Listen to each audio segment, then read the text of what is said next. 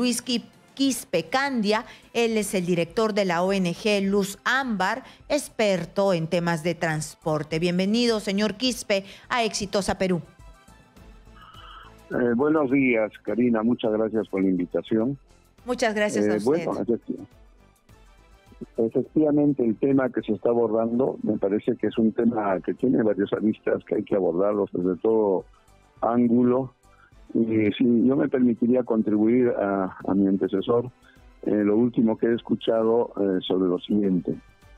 En nuestro país, hace 8 años, ya existen juzgados especializados en tránsito y seguridad vial.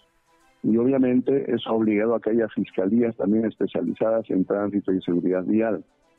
Lamentablemente, la Fiscalía de la Nación en la gestión anterior ha desactivado las fiscalías de tránsito.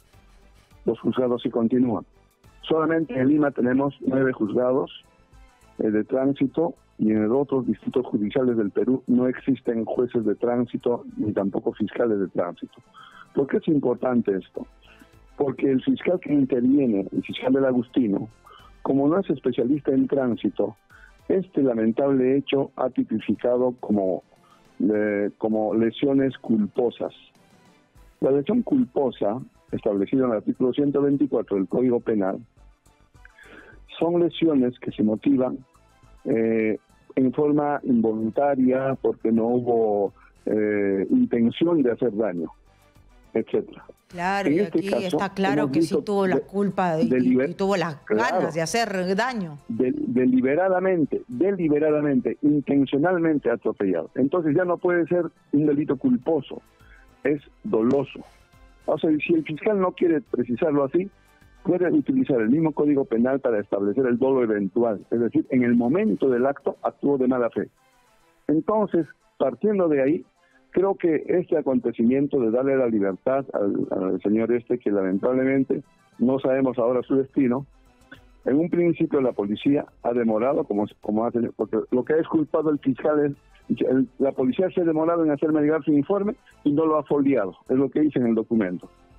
Y igualmente él, desconociendo su titularidad, porque el titular de la investigación es el fiscal, no es la policía. La policía contribuye desde que está en vigor el nuevo Código Procesal Penal. El que tiene que dirigir la investigación es el fiscal. Por tanto, no puede echarle la culpa a la policía fácilmente. Él es responsable. Y cuando él recurre al Poder Judicial para poner a disposición de este señor, pues el Poder Judicial también, más papista que el Papa, dice que se le venció el plazo y no le quiere recibir. De modo que aquí vemos pues como una sucesión de responsabilidades de nuestras autoridades y en principio, como reitero, porque un fiscal que desconoce las normas de tránsito está investigando este hecho.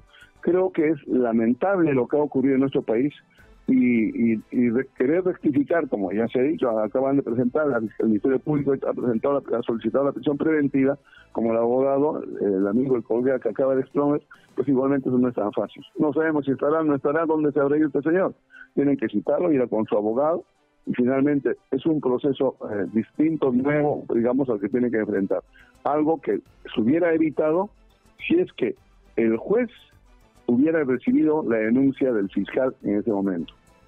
Muy bien, por favor. Volviendo a su pregunta sobre las multas y etcétera. Por favor, yo le rogaría, por favor, señor Quispe, que me espere unos minutitos. Tengo que ir a una pausa comercial, pero para seguir conversando sobre esto, que es interesante saber qué es lo que está pasando en nuestro país, extendernos en este tema y también sobre las faltas, qué tanto... ¿Qué tan mal está la situación del tránsito en nuestra capital y en el país? Muchísimas gracias por la espera. Quispe Candia, él es director de la ONG Luz Ámbar y él nos ponía al corriente de que se han desactivado una serie de fiscalías que estaban especializadas en el tema que estaban especializadas justamente en temas de tránsito y que eran pues las que sabían de estos de los choques, y que este fiscal ha catalogado este incidente terrible y ha sido brutal porque se ha arrastrado pues a la fiscalizadora como lesiones culposas, como si él no hubiese tenido las ganas, la premeditación de darse a la fuga y atropellar a cualquiera que estuviese a su alcance para lograr su cometido. Entonces esto es un gran problema y vamos a seguir nuestra conversación con él para que nos cuente cómo es esto y cómo está la situación de las personas que tienen papeletas, qué tan irresponsables son los conductores en nuestro país y qué tan permisibles son las autoridades y las leyes. Leyes deben haber, pero las autoridades. Señor Candia, Quispe Candia, sigamos nuestra conversación. ¿Qué tan permisibles son los fiscales, las policías, los policías para permitir estos hechos? Hola, ¿cómo está? Lamentablemente las leyes están en vigor, pero hace falta que quienes tienen que hacer cumplir la ley lo hagan estrictamente. En relación a este vehículo, que es un vehículo que no tenía el título habilitante, es decir, no tenía tarjeta de circulación, no tenía la autorización de la autoridad competente, es decir, el ATU, era lo que conocemos típicamente como pirata. Además, no tenía licencia de conducir el conductor, no tenía SOAT, no tenía seguro. Entonces, en esta condición, estimamos nosotros del Luzamba que debe haber un promedio de 2.000 vehículos circulando en Lima. ¿Por qué motivo? Los vehículos han sido dados de baja en las empresas por su antigüedad y otros simplemente... Señor Quispe, tenemos un problema con la comunicación y no lo estamos escuchando bien. Vamos a tratar de retomar la señal con mejor calidad. Mientras tanto, yo voy a leer un tuit que acaba de ser colocado por la Autoridad de Transporte, ATU, por ATU, ¿no? Desde la ATU exigimos que caiga todo el peso de la ley sobre Ricardo Bermúdez González. Este salvaje, pues, es un salvaje. Todos hemos visto las imágenes, cómo se llevó de encuentro a todos los que estaban enfrente de él y sobre todo quien pagó los platos rotos fue esta fiscalizadora de 25 años nada más, quien atropelló a una fiscalizadora del Agustino. Dejarlo en libertad es exponer a los usuarios y fiscalizadores, por supuesto. Ese es un ángulo. ¿Qué pasa si este sujeto regresa a manejar la combi? En total impunidad. A nadie se le ocurrió eso, por lo que exhortamos se atienda el requerimiento de prisión preventiva. Se atienda y de inmediato. Y como decimos nosotros desde acá, ¿quién nos dice dónde está ese sujeto? ¿Hay alguien que nos diga? Ya lo tenemos acá, lo tenemos chequeado, inteligencia ha hecho un seguimiento, no se preocupen ciudadanos, no está haciendo tropelía y media detrás de un timón. Bueno, ya hemos recuperado la comunicación con Luis Quispe Candia. Señor Quispe, usted nos estaba explicando que habían como 2.000 combis piratas en todo Lima. En todo Lima, provenientes de diferentes empresas que han sido dados de baja por antigüedad o simplemente son vehículos que podrían haber sido inscritos pero no lo están, no les han aceptado la inscripción en la ATU o en la municipalidad. Estos vehículos están trabajando en la periferia de la ciudad. Por ejemplo, de ese mismo lugar, de Puente Nuevo a Chahuaycán, hay prácticamente una ruta de combis que no tienen autorización. Entonces, ¿qué está ocurriendo? Que necesitamos que la ATU, que es la autoridad competente, haga los esfuerzos necesarios para implementar el servicio integrado de transporte. Para eso se ha constituido la ATU.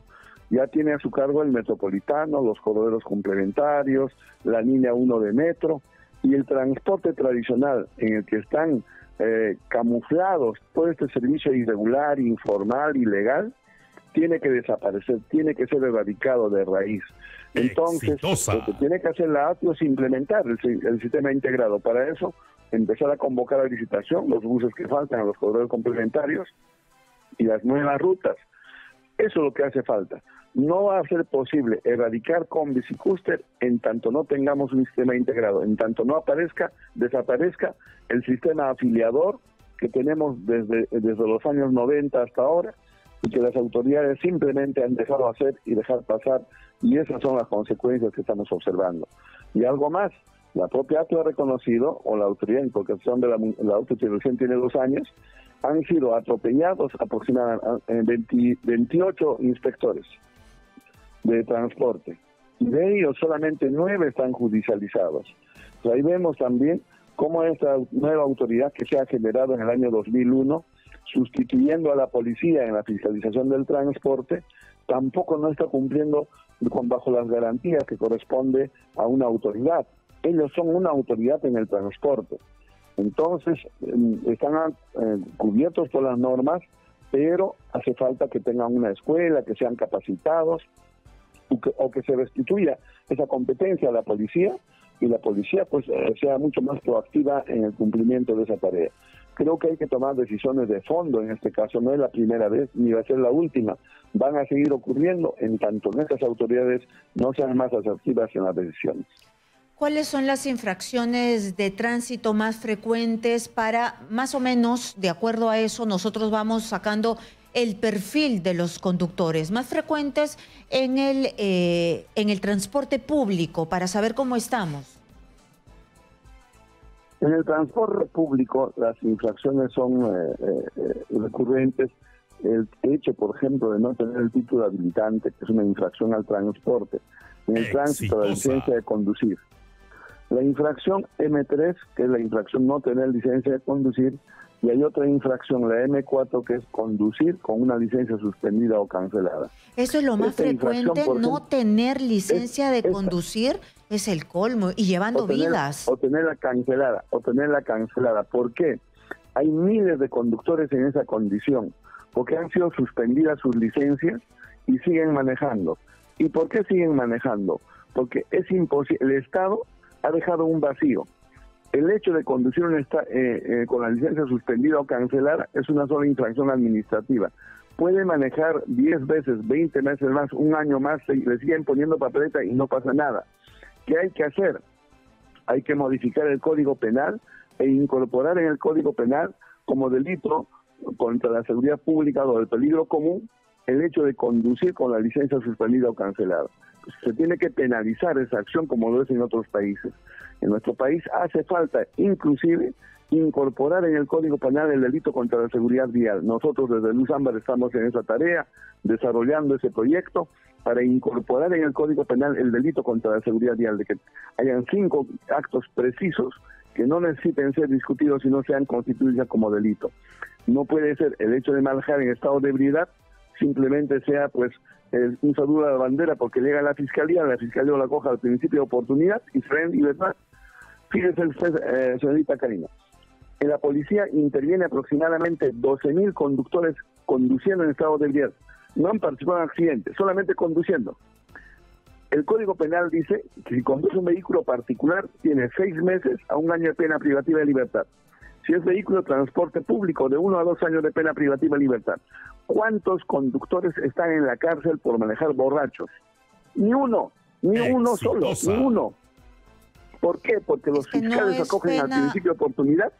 Es que no es, ¿cómo se llama? Es que es menos de 4 años, pues. Pero el juez acaso no puede disponer que vaya 2 años a la cárcel, o 1 año a la cárcel, o vaya 3 meses a la cárcel. Es decisión del juez. No dice el Código Penal. El Código Penal pone un mínimo y un máximo. Lo que pasa es que se ha hecho costumbre que a partir de 4 años recién va a la cárcel. No es así. Es criterio del juez. Una Entonces, última consulta. ¿para qué se pone en el Código Penal? Una última consulta. Y justamente viene de la mano de lo que usted me está diciendo. ¿Cuándo van a la cárcel? Porque se supone que cuando tú estás borracho y se suponía que tú estabas borracho o le faltabas el respeto a la autoridad o causabas algún tipo de lesión, te ibas directito pues a la cárcel. Pero ahora estamos viendo que no pasa eso. ¿Cuándo en realidad te vas a la cárcel? Cuando hay lesiones graves o muerte. Y aún así. Lesiones graves, pero hemos visto a la fiscalizadora que está con la pierna rota, está hospitalizada, y el señor se ha ido a la cárcel por flagrancia, pero ya salió 3 días y punto. Claro, por eso, ahí está mala aplicación del fiscal, lo que he comentado en un inicio. Ha tipificado como un delito culposo, cuando en este caso no es culposo, ya es doloso. debió haber aplicado el Código Penal conforme exige. Y les estaba diciendo hace un momento, es que los jueces, los fiscales, el fiscal del Agustino es un fiscal provincial que no conoce los temas de tránsito.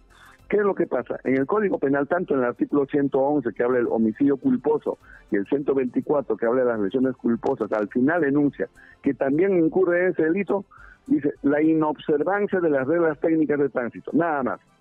Exitosa. Aquí hubo una inobservancia solamente de las normas de tránsito, no, una acción deliberada de causar daño, de atropellar a la agente. Acá lo que dice, desobediencia y resistencia a la autoridad y lesiones culposas, como usted dice, la fuga. Culposas. Claro, culposa, muy bien, claro. Ese es el caso error de parte del fiscal, que creo que, y eso lo reclamo nuevamente por intermedio de Exitosa a la fiscal de la Nación, que destituya las fiscalías de tránsito que lamentablemente la anterior fiscal ha desactivado. Muy bien, señor Quispe, muchísimas gracias por haber estado con nosotros y por explicarnos qué es lo que ha sucedido aquí, usted que es experto en tránsito.